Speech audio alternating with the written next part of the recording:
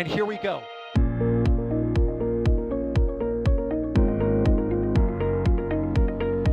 There's the deluge. Here's ignition. Roger, roll, Atlantic. Throttling up. Did it just do a Kerbal? Back to the moon and beyond. Put that in the big bag, Jingle. Back at home, we all have a lot of work to do, but from here, it sure looks like a perfect world. Propulsion continues to be normal. We did have an observation. Liquidation. 343 unfolds to go. It's orange. Water towers can fly!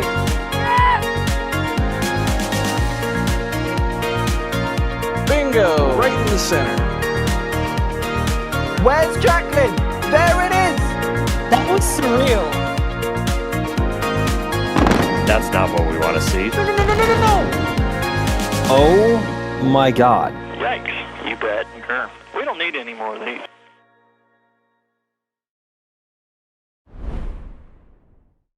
Good afternoon. You are taking a live look right now at Space Launch Complex 40 at the Cape Canaveral Space Force Station in Florida, where SpaceX is getting ready to launch another Falcon 9 mission and another Starlink mission. But as always, this is not your ordinary Starlink launch, as this is Starlink 6-100. You're probably thinking, wow, the 100th Group 6 launch. Not exactly. We'll talk about that in a bit. I am Sawyer Rosenstein. I am your host for today's broadcast, and as is always the case, I am not alone. It's been quite a while since we've had this voice on stream, but joining me today once again is Cody. How is it going, Cody? It's going quite well. As you said, the last stream I was on, I believe, was the pre-stream for Flight 10. So it's been about 4 months since I've been on, but between my third year of mechanical engineering school, trying to break world rocketry records, and the internship search, of course, I've not had much time for these streams. But I'm so glad to be back and be able to finally, go back into commentating these awesome launches. Awesome. And if anyone's listening and needing an intern, I got a suggestion for you. Please. No. And then joining us in the field, he's been around for quite a while. He's normally the person behind the drone, but today he's behind the camera, and you'll hear his voice a little bit. Checking in is Jerry Pike. Jerry, how's it going? Hey, it's going great down here. We're at the press site. It's a little bit of a different horizon out here with SLS over at 39B. Some really pretty clouds behind it today, and we're getting ready for another Starlink from Pad 40 in over an hour. So everything's looking great. It was a little bit windy earlier. Front came through and it's cleared out completely behind it. It's a beautiful day. Exactly. And of course, this comes a little less than 24 hours after SLS arrived at Launch Complex 39B over at the Kennedy Space Center. You can see that live view as well on the left side of your screen. Boy, that was something. Jerry and I were out there for that roll yesterday. So if you have some Artemis questions, we could probably talk a little bit about that. But of course, if you have any questions, especially about this flight, you can tag us at NASASpaceflight or at NSF, and we will do our best to answer as many of your questions as we can. And I should point out that the views today are being put onto your screen courtesy of Carson. All right, so Cody, do you mind talking a little bit about this particular mission here today? What can we expect for 6-100? Yes, of course. Yeah, this is 6-100, which might seem impressive oh, wow, this is the 100th launch of this group. But as me and Sawyer were talking about a little bit earlier before the stream, this is not the 100th launch of Group 6. This is the 99th launch of Group 6. The numbering in these Starlink launches have always been a little off. You can sometimes see launches with larger numbers launching before other launches, and that's just how the launch scheduling goes. When trying to get some of these orbital rockets off the pad, you might have some scheduling mishaps or not mishaps, but just trying to get them off the pad in time. So for this launch, we're going to be launching to the southeast on a southeasterly trajectory, much like we've seen for a lot of these Group 6 launches. Downrange, there is a shortfall of gravitas just kind of northeast of the Bahamas, as well as further downrange, we have Bob for the fairing recovery, so we can hopefully reuse some of those fairings. This is going to be carrying another batch of 29 Starlink V2 minis. into that Group 6 orbital shell, just to round out another launch of Starlink satellites here. There we go. And of course, as you can see on your screen, we need a booster launching it, and today's launching booster is B1080. So here's the history of 1080-24. It has quite the storied history, with its first launch being the Axiom 2 mission to the International Space Station. It also launched Axiom 3, the Euclid telescope, CRS-30 to the ISS, Astro 1P SES-24, and CRS NG-21. So a lot of ISS missions for this booster under its belt. And of course, then you have all the other Starlink missions, including a bunch of them for Group 6, 611, 624, 652, 662, 669, nice. It also had 1010, Group 12-1, 12-2, 12-4, 10-12, 680, 675, 1032, 1016, 1030, 1015, 678, and now 6100. And as Cody was pointing out, Shortfall Gravitas ready to hopefully have a booster land on it downrange. Bob ready to pick up those fairing halves. Now, one of the big things has been the weather. It was quite windy there earlier. Jerry, how's the weather looking currently? Currently, the weather is looking beautiful. It's just a little bit before sunset. There's some clouds around, but they're lots of pink on the top of the clouds with sunset going back behind the press site. It's illuminating the lightning arrestor towers just a little bit over at pad 40, but it's a beautiful day. Little bit of a slight breeze, nothing compared to what was coming through here earlier. 25, 30 plus, 35 mile an hour winds were through here earlier today, so vastly improved. Yeah, and the forecast you can see there, the official one was at only 60% favorable, improving to 90% as the window went along. And one of those big concerns being, especially as it went through the window, those liftoff winds. But the cumulus cloud rule and thick cloud rule, those clouds appear to be kind of moving out of the way. And all of the other risk criteria, upper level wind shear, booster recovery, and solar activity are all low. So that is what we like to see. So, in terms of this particular launch and getting to some of your questions, there's a very interesting question here from Terrence, who is asking, is Launch Complex 39A out of service while Artemis 2 is sat on Launch Complex 39B, and how does that affect SpaceX? Which is actually a really good question. I was at a additional media event yesterday that wasn't broadcast on NASA TV, and that question was actually asked.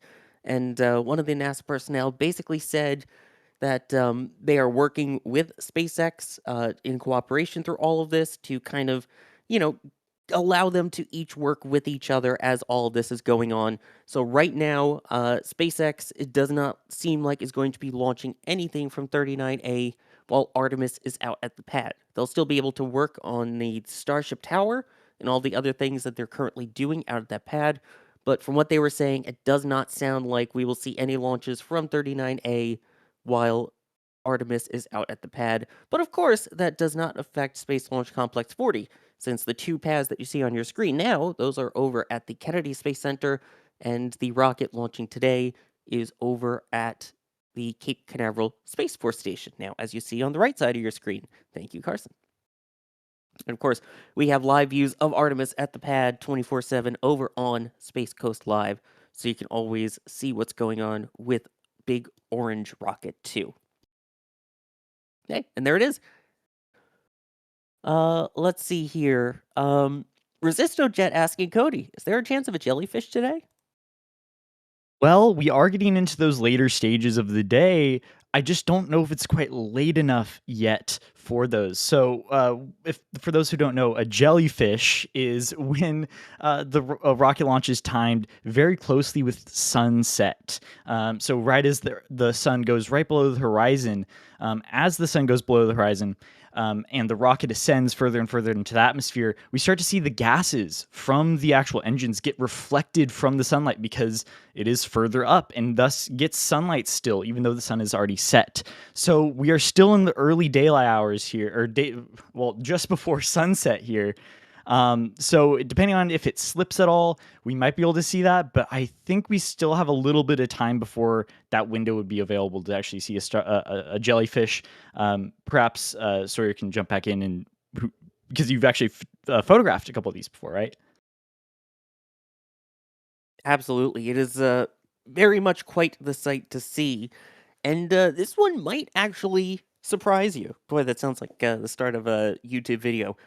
Jellyfish effect, what you see might surprise you, but it's honestly a potential. It may be a little too late, but we'll see, because as of right now, sunset at Cape Canaveral is 5:51 p.m. Eastern Time. So officially about, what is that, 9 minutes from now?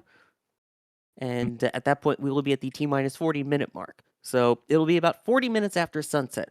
Ideal is usually within 20 to 30 minutes after sunset, but that does not mean that it is completely out of the realm of a possible jellyfish. It just may not be as, super bright and obvious as you would see closer to the sunset period. The only way to know is to watch how the launch goes. So we'll all have to keep an eye on it, and then also probably the further south, maybe the better chance of seeing that jellyfish effect. So if you're outside, if you live anywhere near that flight trajectory going towards the southeast, definitely go outside and take a look. Let's see here. Here's one from Matt saying, do you know if Crew 12 is going to launch from Launch Complex 40 as a result of Artemis 2?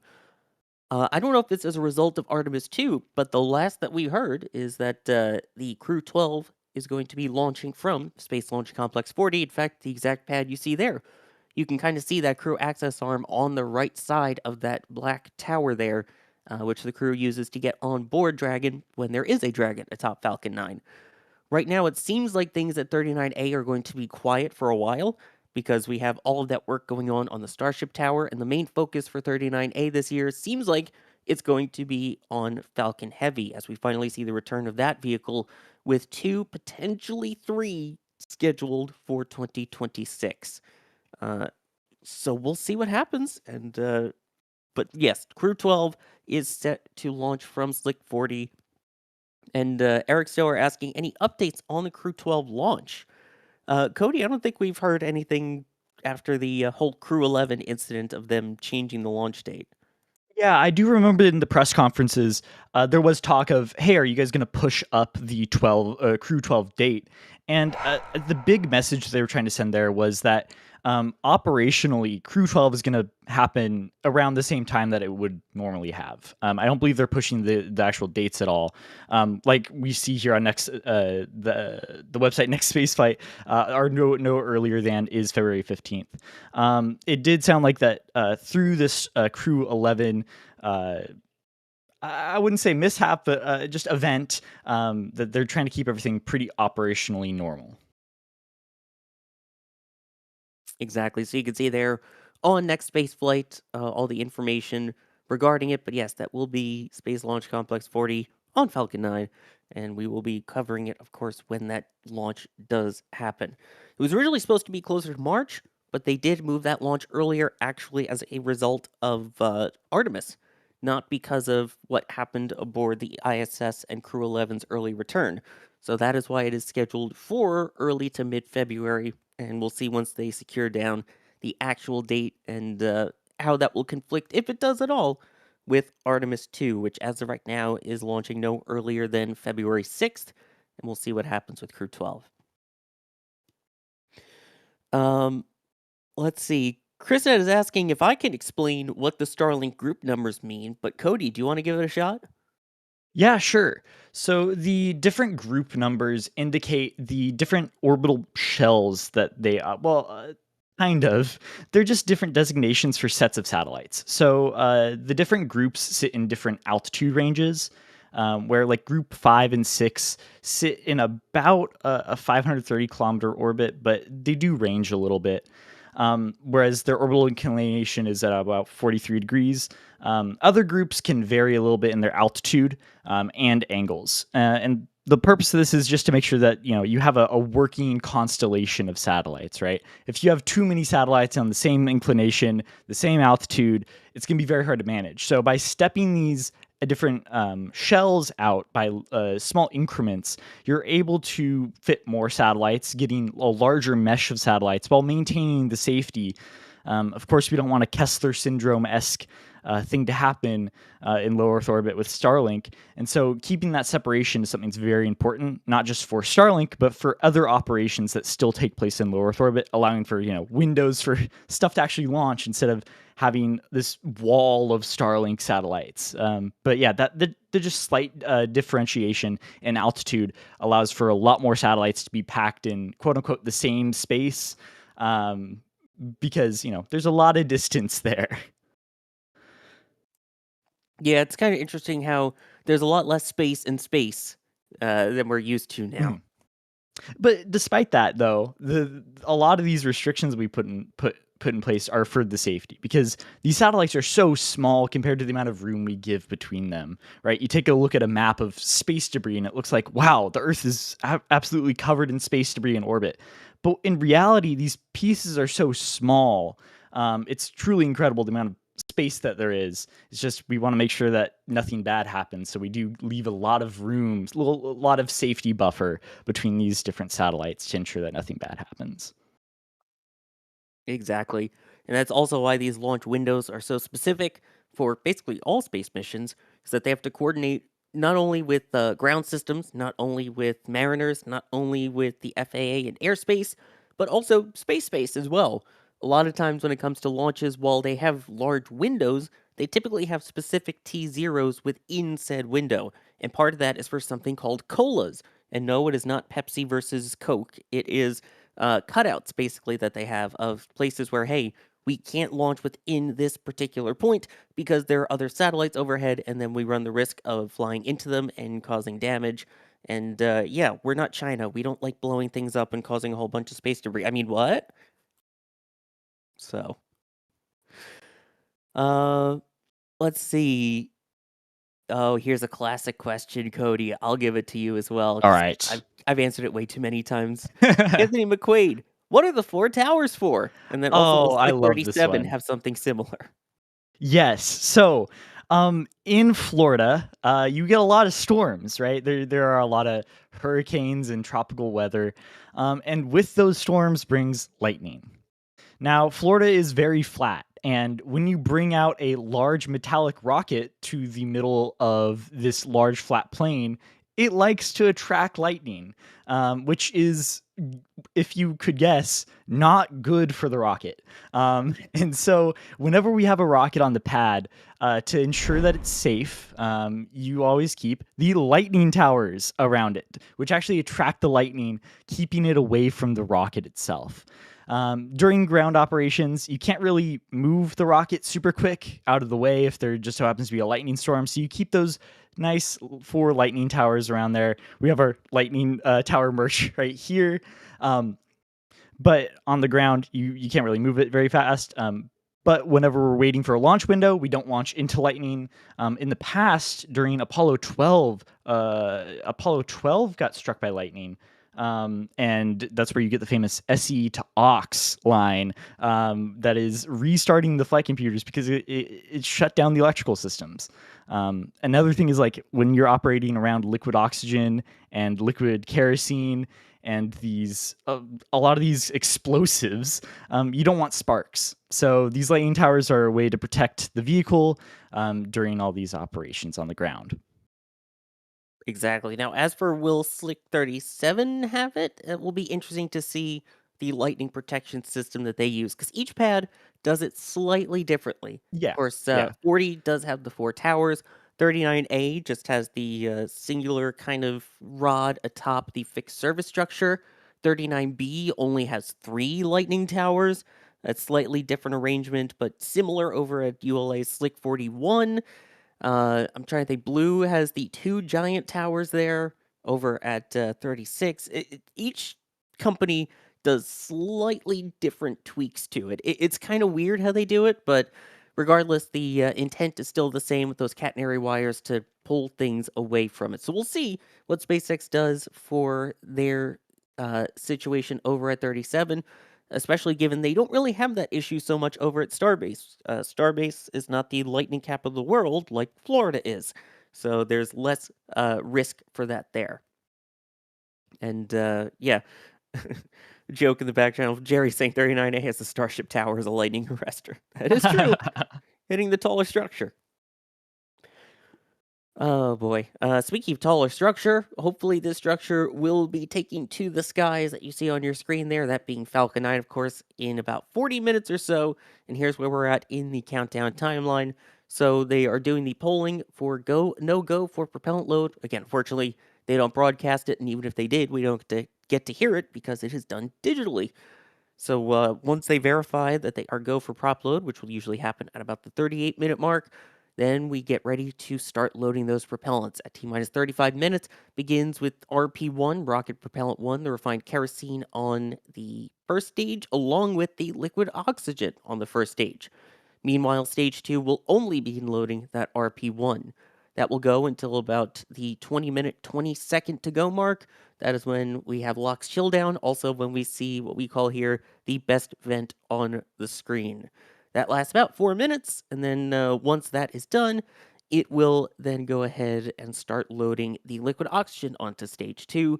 The reason being the RP1 is a lot warmer than the liquid oxygen, so they load the warmer stuff first, get those lines cooled, and then load the super chilled LOX onto it.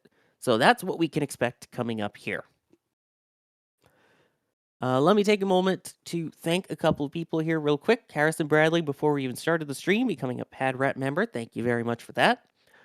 Captain Kirsch, thank you for gifting a Red Team membership. And BK Snyder gifting 5 Red Team memberships. Very much appreciate that. Thank you so much. Let's see here. Here's one from 9/8 Central. It's a very interesting question. Saying, what would the pros and cons be if SpaceX covered Falcon 9 with the foam panels that fall off, kind of like ISRO uses, the Indian Space Agency? Yeah, so that's actually a pretty interesting question. Yeah, you'll see this on a lot of different vehicles. You can see it, from ISRO. I think a couple of Chinese rockets do it as well. And I like to think of Minotaur, how it has this massive foam paneling that peels off like a big banana peel. The purpose of these is to help with insulation during ground handling of the cryogenic propellants. When you're dealing with liquid oxygen, it likes to very easily boil off because, oxygen doesn't like to be a liquid at room temperature. The major con of this in Falcon 9's case is the pure launch cadence that Falcon 9 has. Part of a rapidly reusable launch vehicle is ensuring that your refurbishment time is close to 0. And in Falcon 9's case, they can very easily take the vehicle, do a very quick refurbishment, and then put it back on the pad. If you were to reuse something like a foam paneling, it could very certainly increase that refurbishment time between launches. Now, that would help you in the case of if you needed to loiter on the pad for a long time while fully fueled, and that could help you with instantaneous launch windows. But it would damage the part of Falcon 9 that makes it so special to the launch industry, which is that rapid reusability. So unfortunately, I don't think that they're going to be adding foam paneling anytime soon to Falcon 9.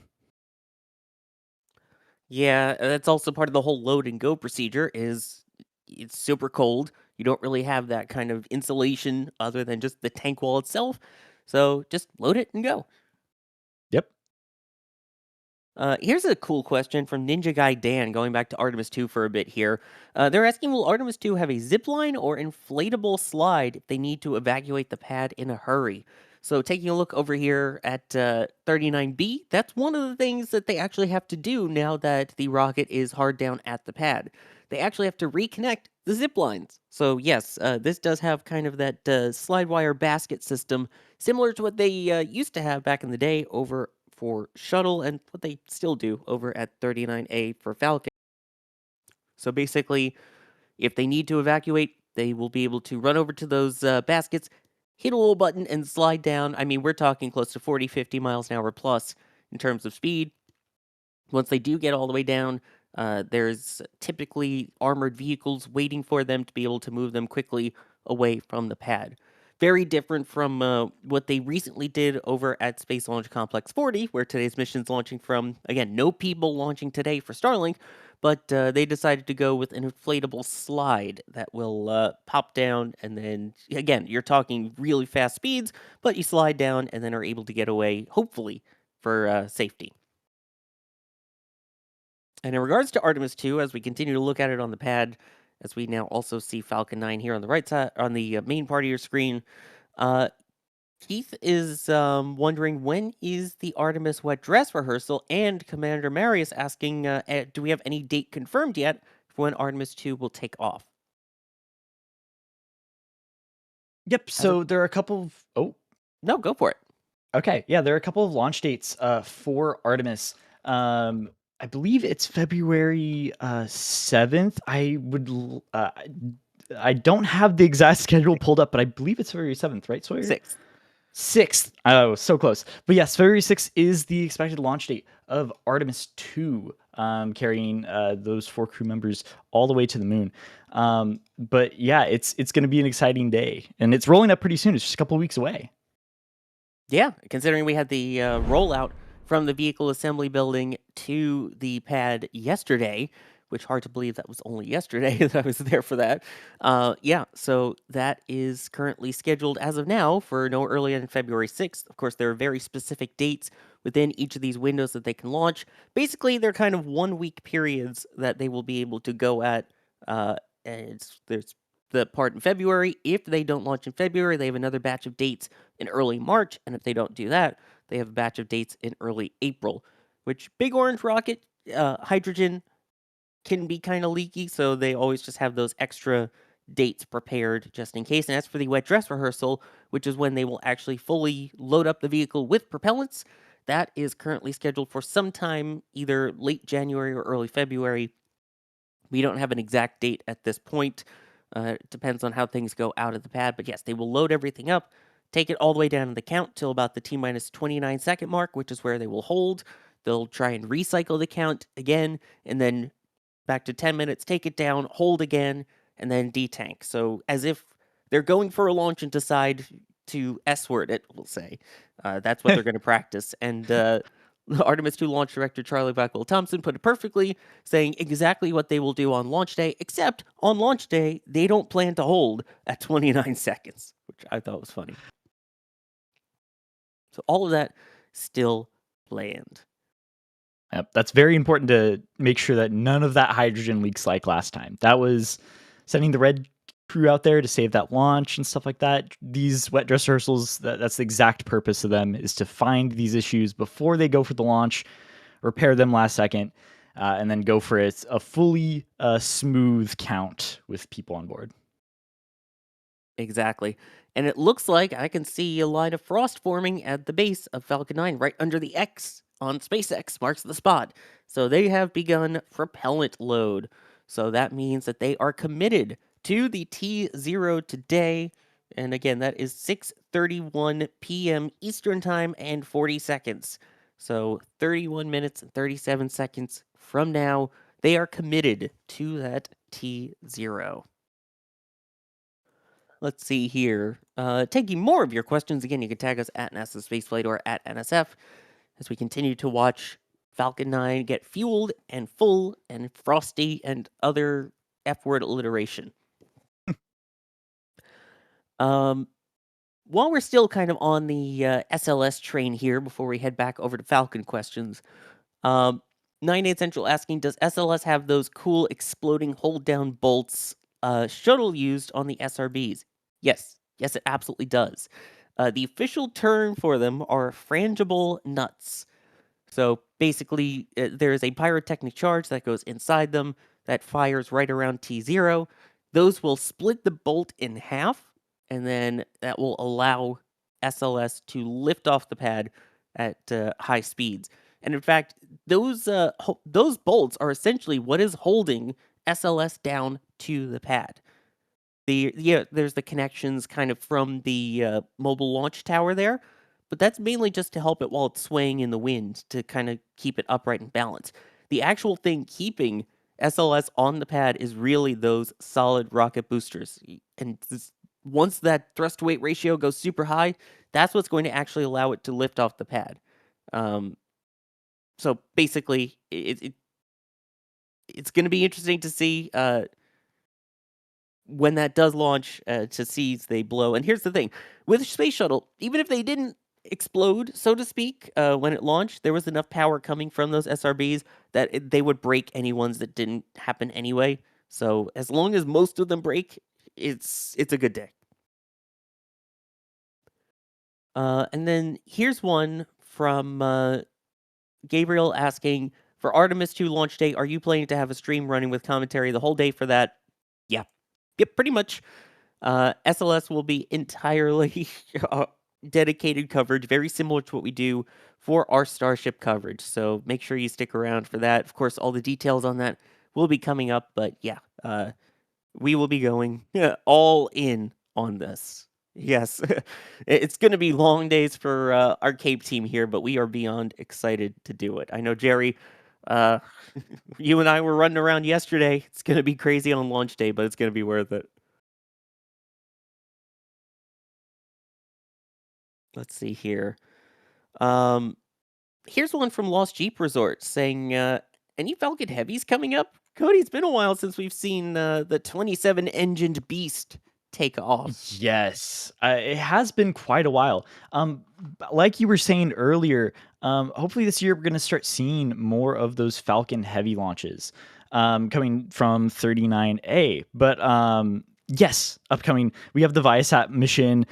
We don't have exact dates yet for these, but we're hoping to see a few more for this vehicle. We're gonna have Viasat Viasat 3F3 launching sometime in the second quarter of 2026.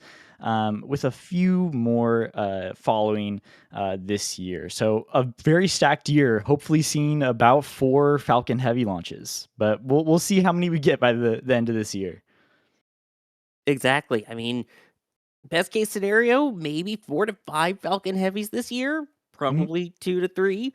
But hey, it's any number of Falcon Heavy launches this year is more than last year, which was 0.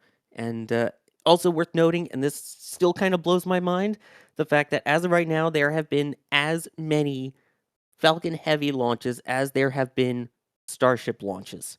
And Falcon Heavy first flew in 2018. So, a little mind-blowing there. Indeed. Lords of Random coming in, saying, didn't say what kind of questions to ask, asking if my birthday is February 18th. Yes. Elias Green asking, are the SRBs going to be reusable like they were for Shuttle on Artemis? No, they are not, unfortunately. Part of it is getting rid of some of that legacy Shuttle hardware, which is a shame. They used to have parachutes packed inside the nose cones that would then splash down, and they would be recovered, very similar to what they do now with the fairing halves for Falcon 9. Instead of being scooped out of the water onto a boat, though, they would be dragged behind a boat with a little cork that goes underneath them, allows them to float, and there were 2 vessels, Liberty Star and Freedom Star, that would bring them back into port. Those, will not be reused this time. I know they're going to be working on trying to upgrade all of the hardware, the newer RS-25 engines, the SSMEs, the shuttle main engines. They're going to try and upgrade those solid rocket boosters. So right now it's using up all of that shuttle legacy hardware, which is a shame because they made a really cool design on these now. They used to just be plain white and boring. Now you've got the NASA worm logo. You've got the America 250 logo on the ones for this Artemis flight. So cool, and yet, I'll get off my soapbox. Here's a question from Mr. Magic Pants, Cody. They're asking what refurbishment is being done on boosters between flight, and how often do they need to change out engines? What do we actually know about the refurb process? I'm not sure we know a ton about the refurb process. of course, on the bottom of the boosters take the most beating, I would say, through reentry, right? As these boosters come back, they go through a lot of shock heating because they're basically reentering at very high speed, and so the supersonic retropropulsion, of course, dampens that out. You're having the cloud of carbon encase the booster to help protect that, but there is a thermal protection system on the bottom of the vehicle. So every once in a while, they might have to take a look at that, replace some of those tiles. Engines, though, I know we've seen a couple of them be replaced before. Not physically seen, but we've heard about a couple of these be replaced before. It's not that often, though. Merlin is a very reliable engine at this point. It has been flown so often that the reliability of Merlin is not in question at all. So. Exactly. I mean, they've gotten good at it. They do the refurbishment just nearby from where they launch from over at Hangar X, located on Roberts Road inside the gates of the Kennedy Space Center. They do a lot of work there, just checking on the boosters. And a lot of times you'll see kind of lines on the booster where you see all that soot, and then there's a part that looks pretty clean. In fact, you can kind of see it on this booster right here. There's sort of that line going up the side. That is where they actually go ahead and check a bunch of the welds, check all of the parts that take a bunch of that brute force beating, and then that's where they inspect everything, make any changes they have to, and verify that it's good to fly again. It's very interesting to see how SpaceX has kind of had to take the whole field of aircraft maintenance and really apply it to rockets. Like having to do inspections after every flight on the welds and stuff is kind of what you see on an aircraft after so many flight hours. So it's going to be very interesting to see in this new Starship era how SpaceX is going to dial back those inspections possibly to make it more like an aircraft where after so many flight hours you inspect it instead of after every single launch you inspect it. Exactly. And again, it's amazing that you have like the booster today, booster 1084 or 1080-24, excuse me. So already 23 different flights under its belt, and hopefully set to be 24 after today launches and landings. Let's see here. Again, continuing to take your questions at NASASpaceflight or at NSF. Let's see here. In terms of Starlink missions at this point, again, Starlink 6-100. Just for people that might kind of be joining in and go, oh, the 100th for Group 6? This is not, right? Yeah, no, we have missed, I believe it was 6-50, Alex was saying in the back channel. This is the 99th launch of Group 6. And as we were saying earlier, the exact groups are not always in order whenever there are launches. So the number is not always the exact number of launch. The schedule can get mixed up a little bit. Yeah, exactly. And I believe the missing number that's adding to the confusion was Starlink 6-50. Kind of messed things up there. So that's why we have the -100, even though this is number 99 for SpaceX on this. So it's a little odd, but then again, it's SpaceX. Nothing surprises me anymore. At least next time we can say it's the 100th launch, and that makes it interesting. So. I mean, they're always interesting. It's always not Yes. your ordinary Starlink. Come on, Cody. We know that by now, right? Yes. You are very right. There's always something very unique going on with the booster. Or there's always some fun fact to draw on for each Starlink launch. Exactly. And yeah, I mean, this one right now, this will be the 15th orbital launch of the year, and SpaceX's 8th so far this year, which feels like, oh man, they're kind of slow this year. Only 8 launches this year, 18 days in, you know? Oh, man. Back in my day, you didn't normally get to see more than like a couple launches a month. So I'm very happy with 8 launches so far this year, you know? Right back in my day, if you got 8 launches in a year, that was a lot. Yes. Just saying. But it's amazing to see the pace that they go out and the kind of beating that this pad can take as well. I mean, just the other day we saw a new record for slick 40 in just about 2 days. Turnaround time. It was unbelievably fast. And I mean, props to the SpaceX team for being able to launch, roll it back, load another one on, put it up, start fueling to the point where when you get to the T minus 20-minute, 20-second mark, you see the best vent, as we do right now on your screen. Cody, why do we see all of that venting kind of coming out the side of Falcon 9 right now? Yeah, so this T minus 20-minute, 20-second vent is the preparation for the LOX load. And so, as Sawyer was talking about earlier with the order at which they load propellants, LOX is cold. It's a cryogenic propellant, which means that it's stored in a state that it does not like to be in. It likes to be a gas. We store it as a liquid, so it has to be very cold. Now, there are engineering challenges when working with cryogenic propellants. One of those is thermal loading on things. Not many people think about it, but if you think about a bridge that has expansion joints in it so it doesn't buckle, kind of the same thing happens here, but on a much faster pace. When you're dealing with these super cold propellants, you can cause shock loading on a different part of the vehicle or on a part of the ground support equipment. So what they do is they slowly flow LOX through the lines just to make sure that those temperatures are able to equalize, so you aren't shock loading any part of the vehicle in particular and then cracking it. And of course, a LOX leak is never something you want to see, because when something is covered in LOX, anything is a fuel. Never heard it described like that, but that is absolutely brilliant. Anything is propellant. I want that on a shirt now. In the hobbyist rocketry scene, we see a lot of teams doing liquid oxygen stuff, and you'll oftentimes see if there's a leak somewhere on even a metal, like a metal tube, and there's a tiny leak and they go for a static fire, that tube becomes part of the rocket engine burning. It becomes engine rich, not in the way you normally see with like a Raptor engine. It is engine rich as in the metal is like eating away from all the LOX.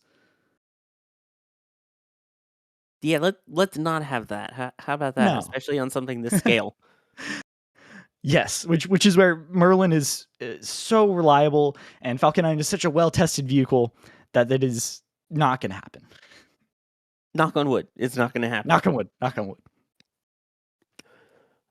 Let's see here. Here's one from Henry. This is a really good question. We don't talk about that often.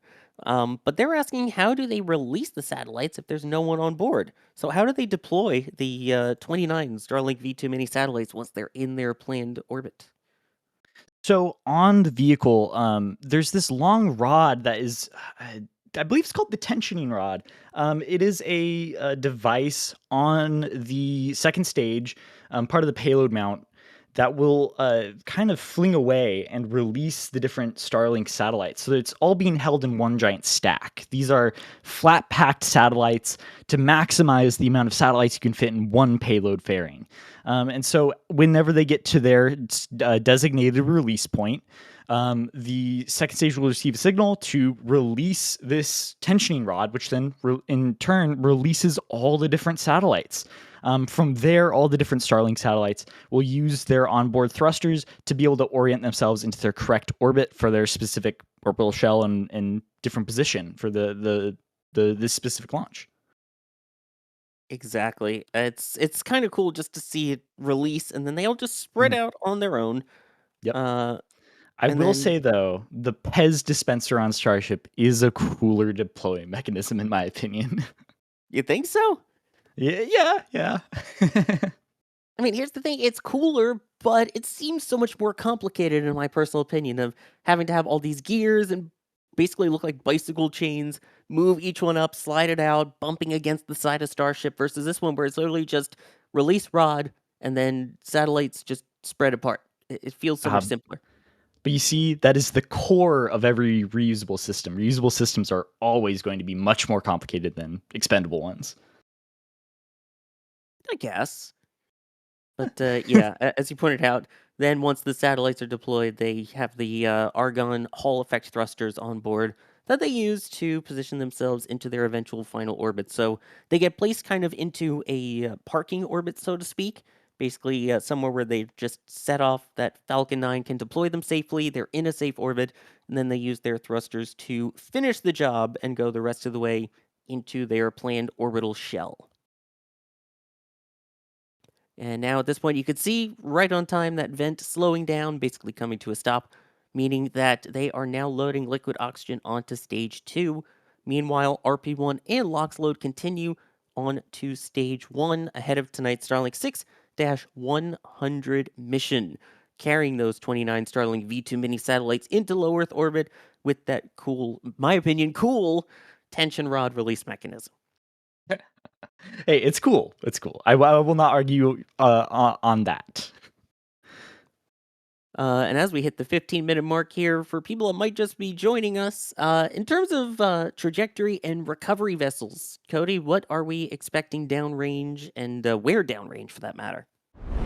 Yep. So what we expect right now is, well, this this launch is going to be heading on a southeasterly trajectory just above the Bahamas, just a little bit northeast of the Bahamas, in that red polygon downrange. That's where shortfall gravitas is located, and that's where the first stage is going to make its propulsive landing tonight for that reusable launch. A little bit further downrange from that drone ship, we have Bob, which is a recovery vessel that is designed to recover the fairings on this vehicle. So the fairings on Falcon 9 will descend, will re-enter, and then we'll use a parachute to land, where they will eventually get scooped out of the water and then brought back to be refurbished and reused. But yeah, as we can see, it's in that the red keep out area. We don't want any boats going into the area in which a shortfall gravitas is located down there. Yep. And I mean, they're pretty reliable with all of that. It's just, they're scooping free money out of the water essentially, because those payload fairings are surprisingly expensive. People don't realize we're talking in the millions of dollars just for each fairing half. And as you can see, just based off of the sootiness on this, it looks like each of these are reflown. And Terrence asking a question saying, could those fairings be reshaped to carry different cargo? Because you were talking about the fact that everything's kind of flat packed in there. Could they maybe reshape the fairing half to kind of fit more satellites in it or be mission specific? Why do we just see the same kind of design? That really depends on, it's a big systems engineering thing there, because if you decide to make a different fairing shape, what you have to do is you have to create all the tooling necessary to create a different fairing shape.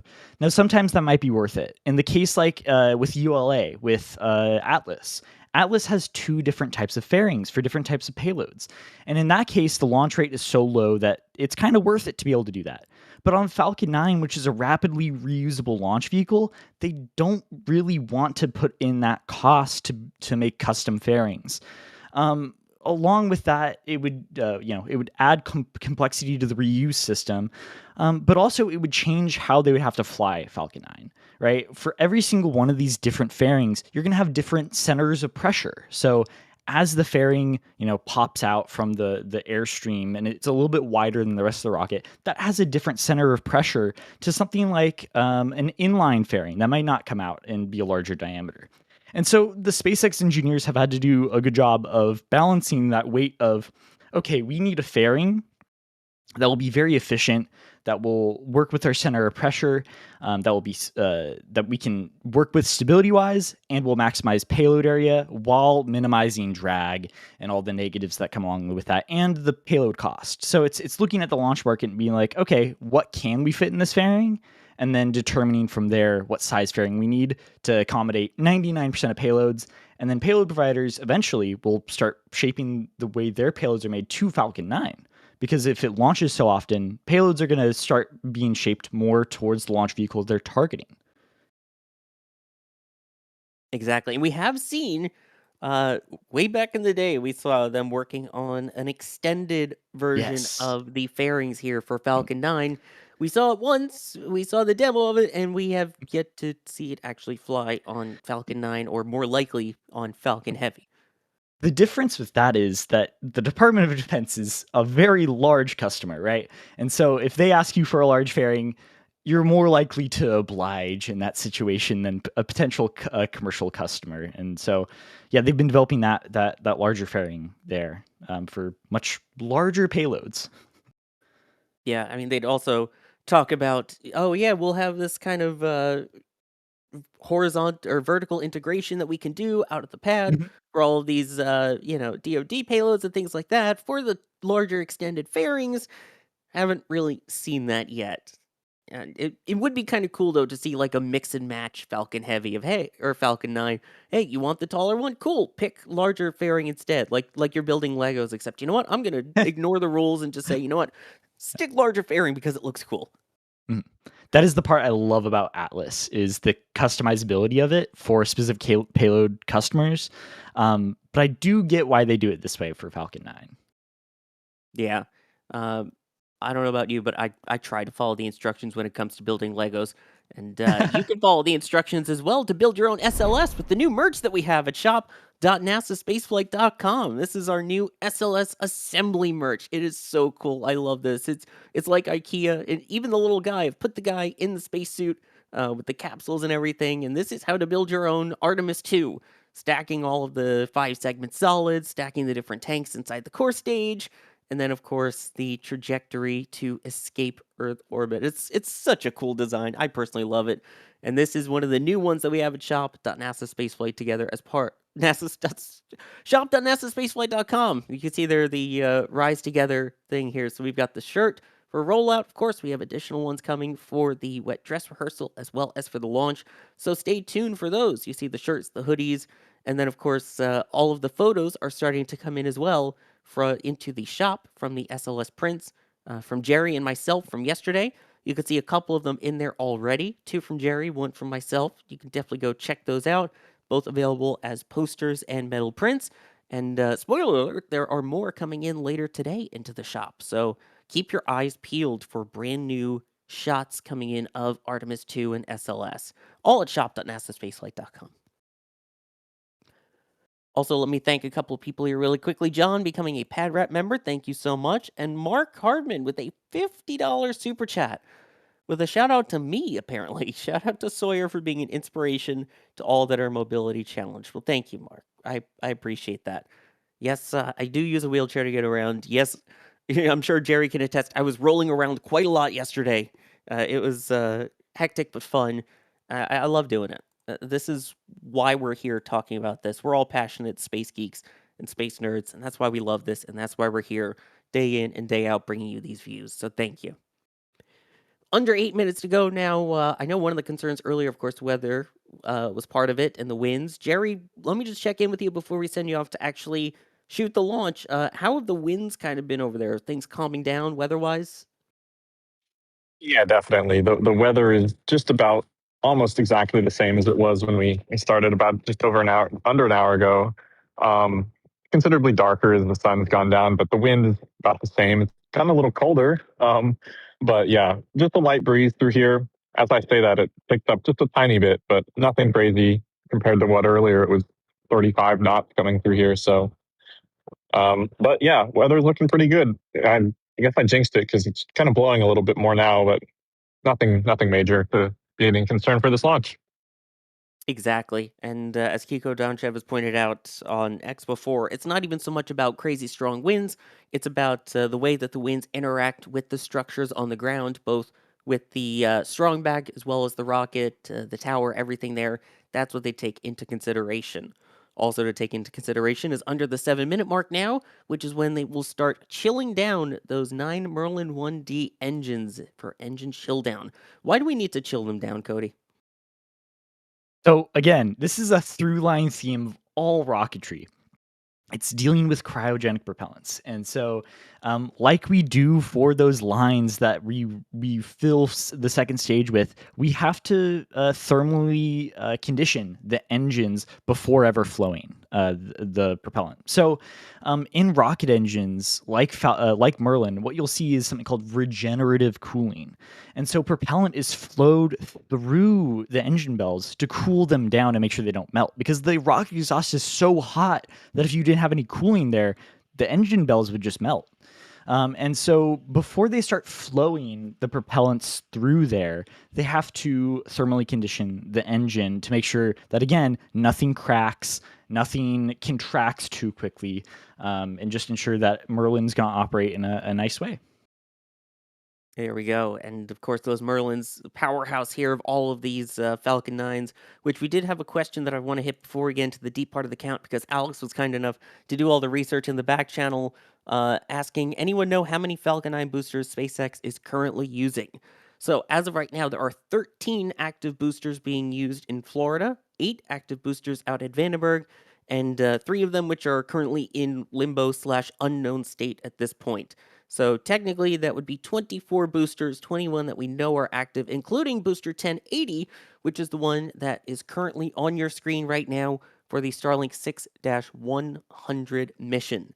And in just a couple of seconds, it will sort of be less attached to the strong back around it, as it will begin to lean back 1.8 degrees.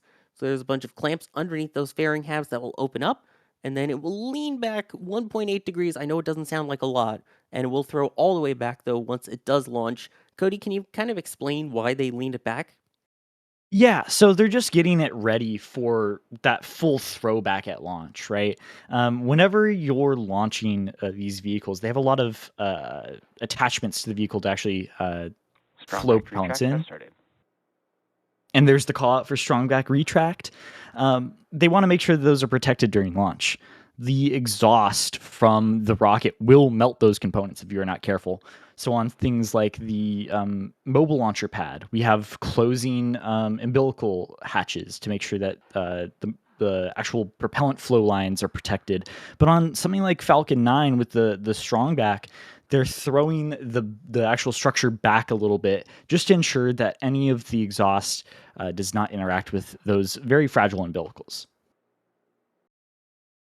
Exactly. In doing so, by only leaning back that little bit, they can make the umbilicals shorter, which means that if something were to happen to them and get super crispy, they don't have to replace as much. So it's a way to kind of preserve all of the lines that they have going to the rocket in case they were to get a little roasty toasty, which there are a bunch of lines connected to Falcon 9 all through that strong back. Those are the ones that load the propellants, the liquid oxygen and the RP-1. There are data lines. There are gaseous lines that go through there as well. There is also, I like to call it air conditioning lines, but lines to thermally condition the payloads inside of the fairing halves. All of that runs through that one structure. That's the same structure that transports it out of the horizontal integration facility and raises it vertical here at the pad. Under 3 minutes to go now until launch. Falcon 9 at this point almost fully fueled, getting one step closer as you heard from the call out there, but looking very frosty at this point. So next up, once they finish loading up all those propellants, we will see those gas lines close out at the base of the pad, kind of like Cody was talking about before with you don't want any of that residual hanging around once you light those engines and things get all fiery around the base of the rocket. Then at the 1 minute mark, that is when Falcon 9 will enter startup. That is when the onboard computers will take control of the countdown. That is also when they will begin pressurizing all of those tanks to their final flight levels. Then at 45 seconds, we will expect the, hopefully, go for launch call from the launch director. And then if all proceeds beyond that point, the Rainbirds, which is a water deluge system at the base of the rocket, will activate at T-minus 7 seconds. And then that will be followed, hopefully, by the ignition of those 9 Merlin 1D engines. Stage 2 LOX load is complete. And there we go. There was the call out. Stage 2 liquid oxygen load is complete. We have a fully fueled Falcon 9 on the pad. Under 2 minutes to go. Next up will be those gas closeout calls coming. We'll see that final purge from the transporter erector lines. Now that that prop load is complete, that's kind of the frostiness that you see on the bottom of the screen. And then we should get the call out for the gas closeouts. Ground gas closeouts. There we go. A little bit of extra frost there, purging all the lines, closing off all of the lines that are topping off Falcon 9. So far, everything looking good. Coming up now on that 1 minute mark with Falcon 9 entering startup. Let's listen in for that call from SpaceX in just a couple of seconds here.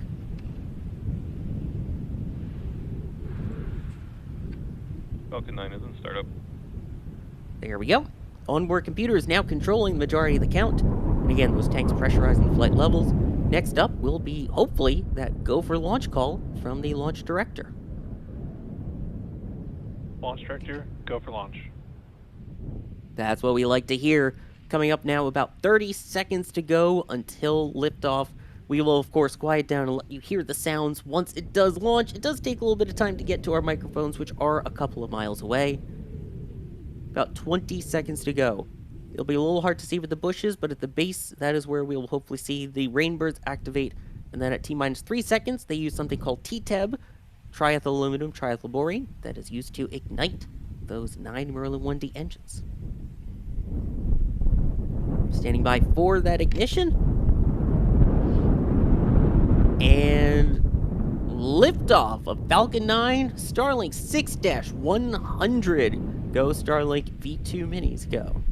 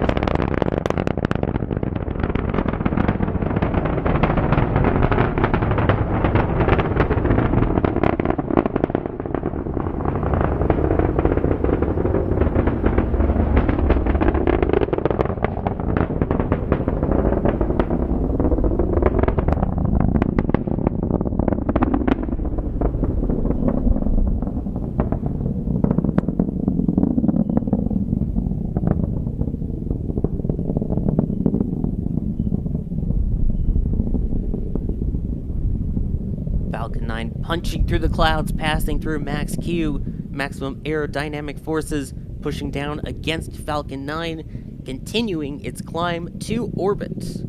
90 seconds into flight. And now this is where things will start to spread out, so to speak, as those 9 Merlin 1D engines each become more visible as we get into the thinner parts of the atmosphere. And Cody, that's when we kind of get to see that expansion with the thinning air, right? Yes, a key part of rocket engine design is trying to equalize out the pressure at the exit of your rocket engine. So you'll notice that when we see stage separation, the engine nozzle of the Raptor vacuum is actually much larger. That's because you want to try and minimize the amount of gases that are shooting out sideways, because that is not contributing to your forward direction. So as we see these Merlin engines that are designed for sea level performance, you'll see that the expansion of those plumes become wider and wider as we get into the thinner parts of the atmosphere. And there is Miko, like you were talking about, main engine cutoff.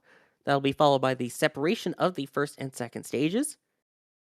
And then looks like you could see there ignition of that Merlin vacuum engine. Stage 2 on its way.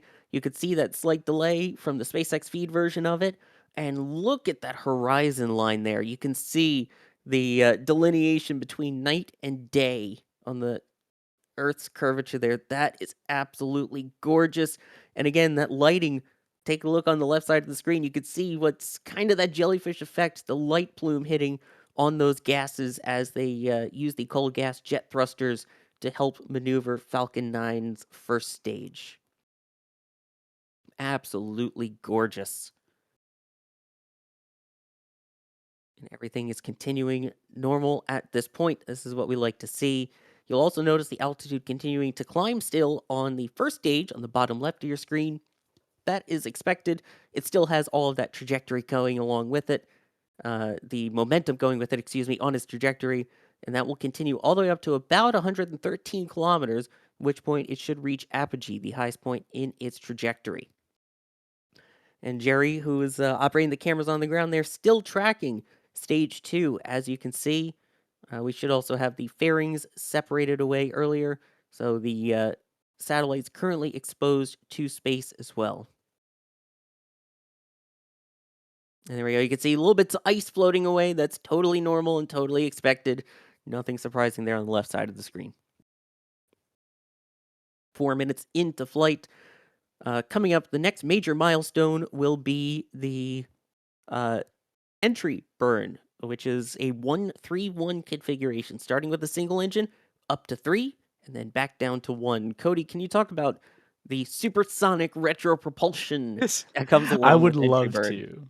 Yes. So, when Falcon 9, the first stage, is coming back, it's coming back with a lot of speed. And as you go through the atmosphere with a lot of speed, the particles of air get so close together and so energetic, it starts to form a plasma. And so that's what you typically see with a reentry, like we saw for Crew 11 coming back. Except with this, we don't have the luxury of having a replaceable heat shield on the bottom. We have those engine bells. So we have to protect a lot of that from that intense heating. So what SpaceX does is use the technology developed by NASA, which is as simple as fighting fire with fire. By firing these engines as it's going through peak heating, they're able to coat the entire rocket in this cloud and also produce this sort of gas barrier that prevents the plasma from melting the actual engine bells. Because, while rocket exhaust is hot, the plasma of reentry is hotter. Exactly. It's basically a fire heat shield, which I think is pretty cool. Yes. And again, you can see that kind of orientation for that burn there on the left side of your screen. Right now, those grid fins are kind of more for show. Those will start kicking in as we get into the thicker parts of the atmosphere that will help steer Falcon 9. Coming up shortly on that entry burn, like you were just talking about, Cody. Meanwhile, that first stage already down to 7,700 kilometers an hour, 73 kilometers in altitude. It may seem to pick up speed a little bit once the burn starts, but then it will bleed off very quickly. So let's check in on that here. Stage 1 entry burn startup. There's the audio confirmation. There is that ignition. There's the single engine. And once it goes kind of rectangular, that's when you know that you have the 3 engines firing. So far, so good. Then it will cut back down to a single engine before shutting off. This is also when we start to see a lot of that soot piling up on top of Falcon 9. So that's why these boosters get super sooty, kind of flying through its own exhaust plume there. And there we go. And now you can see that plasma through the grid fins there as it gets to the thicker part. And that speed now going to drop off rapidly down to about 4,500 kilometers an hour, 24 kilometers in altitude. Next up will be the landing burn, which is just a single burn of one of those Merlin engines. And then again, those grid fins will help with the steering as it works its way down to a shortfall of gravitas, the drone ship located downrange. And if all goes well, once that burn occurs, the landing legs will deploy, and we will hopefully see it gently set down on top of the deck. 7.5 minutes into flight. Meanwhile, Stage 2, continuing its climb into orbit, 145 kilometers in altitude, approaching 20,000 kilometers per hour in speed. And everything continues to look good from what we can see on both sides of the screen here. 6 kilometers in altitude, about to pass under 1,000 kilometers an hour for Stage 1. That light that you see, that glowing dot, that is the drone ship. That is a shortfall of gravitas. Stage 2 thermal guidance. And here's the burn. Stage 2 and terminal guidance, meaning it's wrapping up its trajectory. Meanwhile, that Stage 1, you see those grid fins moving, that engine firing, and you see the drone ship below. Next should be landing leg deploy. There's the confirmation. There's the slowing down. Stage 1 landing confirmed. And touchdown. Another successful flight for this booster, now earning its dash 25 after 24 successful flights. It's weird with the numbering. Meanwhile, a couple seconds left here on the burn on Stage 2. Seco. And there we go. We have Seco, second engine cutoff 1. And now we're listening for those 3 keywords.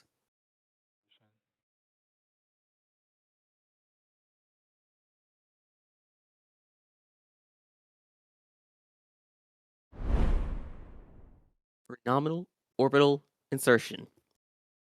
That's what we want to hear. Right now, everything looking great there. There is still another burn to come. That is later on in the mission. That's about 50 minutes after launch or so. Once that happens, we don't unfortunately get to see it.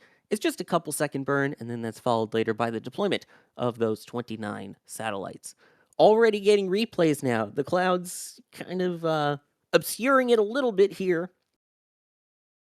But this is the view from Rusty's over at the port. Again, I know I always say it. It's a great place to watch a launch, great place to grab a bite to eat, because it really is. It's a great spot over there. Absolutely gorgeous for viewing launches if you ever get a chance and are not sure exactly where to go. Check it out.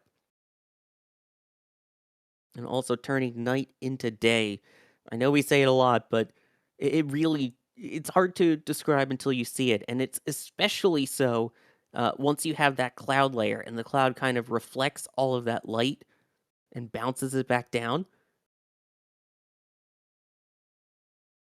It is spectacular. And look at the shadow of on the clouds there too. Oh, that doesn't get old. Absolutely does not get old.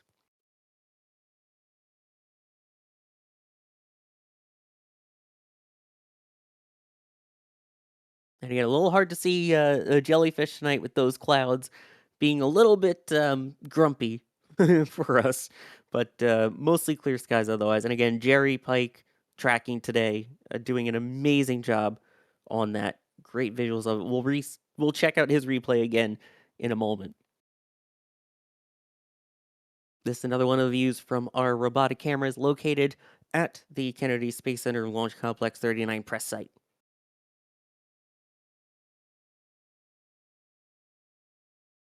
Gorgeous. Night into day, even though, again, it's only like 6:42 p.m. currently local time. And this is the view from Jerry's camera. I believe this will also have audio with it. So let's re-listen in and enjoy those beautiful launch sounds again.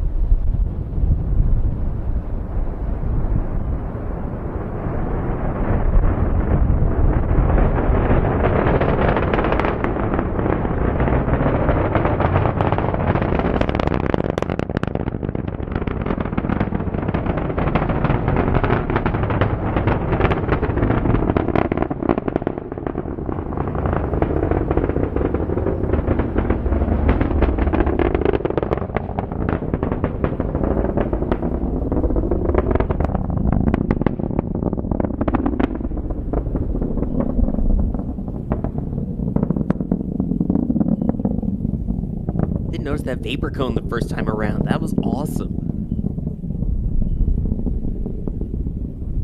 I gotta say, the clouds really played tricks with you on this. It's like, is the rocket going sideways? Is the wind that strong? No, it's just the way the clouds are, with the southeasterly trajectory based off of where we're located to the pad, and the way the cloud layer is. It can mess with you a little bit.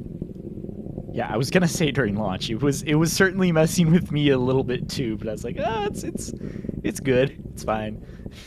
Yeah, it looks like, oh yeah, someone was tracking something in Premiere or whatever, and they forgot to rotate it as it was going. Like, yeah, just slipping sideways, except it's not slipping sideways, it's continuing downrange as normal. Mm-hmm. We sometimes see that with like rockets like H2, where they'll just turn a lot during launch, and those are really interesting launches to view there. Yeah, it made for really cool launch in this, and then of course the thinner parts of the atmosphere as it gets more blue. The color tonight, again, that transition. It's not like it goes straight from orange to blue either. You get that kind of gradient of the yellow to orange to purple to blue. I love that. Then, of course, Amico, the stage separation, and the SES-1. I don't know why I added the like I'm talking about California freeways. There's got to be emphasis put on these events. They're magnificent to look at, As long as it's the correct emphasis on the right syllables, yes. I need to thank some people here.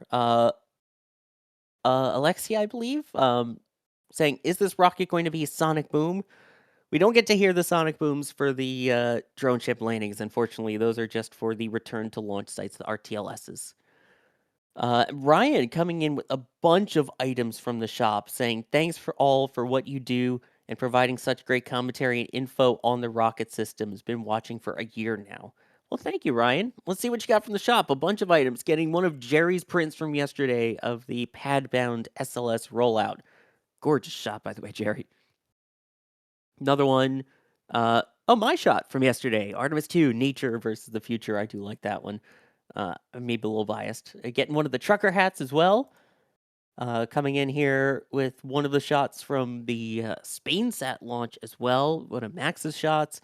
And then finally one of the NSF shirts. Thank you so much for that. We love what we do here. And I will say your name, Heisenberg, saying, hey, I'm going to Artemis launch, staying at Cocoa Beach, willing to drive wherever in the area. What's the best place to view without being at KSC? It's going to be a madhouse. I'm just going to warn you right now. It is going to be packed. There are going to be a lot of people. Most of the viewing areas are going to be loaded up. So pack your patience, most importantly. But yeah, I mean, there's going to be a lot of people, I'm sure, over by the Max Brewer Bridge. There are going to be people lining the roads in Titusville. I'm sure also along State Road 528. These are all good places to watch. Just again, fair warning, there will be lots and lots of people. And unfortunately, Playa Linda will be closed. But NSF will have you covered as well in terms of views as we cover that. But there's still so much more to happen in between. And we thank you all for sticking around with us. And thank you as well to Cody for joining me on commentary. It's always a great time to be on commentary, joining you for these launches. So thank you for having me. And today, Jerry Pike rolling out into the field, providing the views. Thank you so much, Jerry, for all of that. And then pushing the buttons, pulling the levers today is Carson Phillips. Thank you, Carson, as well. I am Sawyer Rosenstein. I have been your host for today's launch. Appreciate everybody watching as always. Thank you for tuning in. Don't forget, you can watch Big Orange Rocket SLS 24/7 over on Space Coast Live, so go ahead and check that out. I'm Sawyer Rosenstein. I've been your host. Thank you all for watching, and we will see you for the next one. And here we go.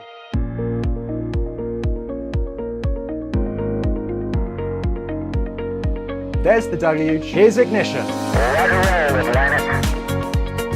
Doubling up. Did it just do a Kerbal? Back to the moon and beyond. Put that in the big bag, you know. Back at home, we all have a lot of work to do, but from here, it sure looks like a perfect world. Propulsion continues to be normal. We did have an observation. 343 unfolds to go. It's orange. Water towers can fly!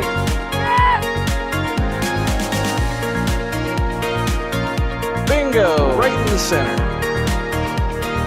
Where's Jacqueline? There it is! That was surreal. That's not what we want to see. No! Oh my God. Yikes. You bet. We don't need any more of these.